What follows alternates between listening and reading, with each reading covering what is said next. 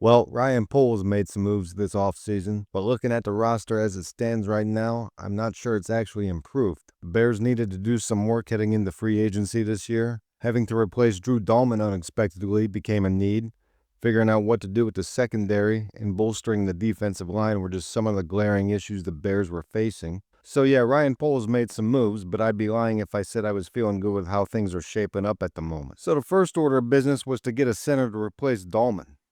There were some good but expensive options in free agency. Maybe they were a little too much for the Bears, so Poles opted to go with a serviceable, affordable option and traded for Garrett Bradbury from the Patriots. He's cheap financially and only cost a 2027 fifth-round pick.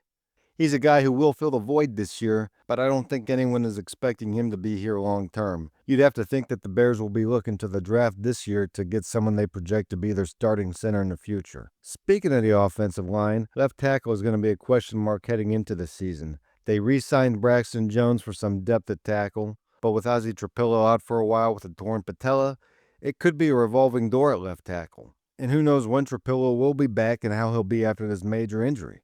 So right now it's up to Braxton Jones, who hasn't exactly been a picture of health, and Theo Benedict, who was a pleasant surprise as an undrafted player. They also signed Jedrick Wills from the Browns. Wills was good with the Browns when he played. However, he's been injured over the last 2 seasons he played, and they were bad enough that he sat out the 2025 season. So he's a low-risk, high-reward type of signing. With the amount of uncertainty, this is another spot that Poles will most likely have to prioritize in the draft. Now, the secondary is looking a little thin at the moment. Some key players like Kevin Byard, C.J. Gardner-Johnson, Nashawn Wright, and Jaquan Brisker, they're all gone. Coby Bryant is in, and he'll be replacing Byard. It's a solid move by Poles here. Coby is coming off a Super Bowl winning team in the Seahawks. He's much younger than Byard and will probably be more of a versatile player in the secondary.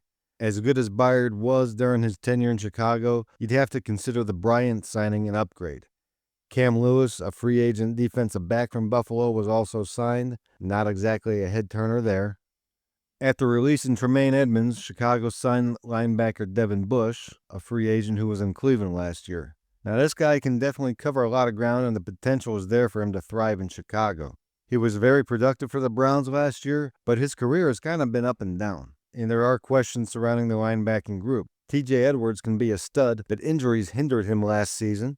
He's coming off a fractured fibula, and it's hard to know what exactly to expect from him this year. DeMarco Jackson was re-signed, who did all right filling in for Edwards, and who knows what Ruben Hippolyte is.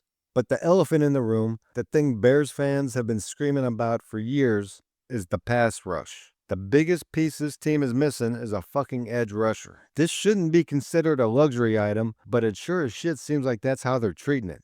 Now, it does sound like the Bears were legit players for Max Crosby, but that whole situation was nuts, and it looks like Crosby's going to be staying put in Vegas for now. But this is something that Brian Poles has to address immediately, and I'll continue to scream this from the rooftops. Pressure the quarterback, and it allows for good things to happen for your defense.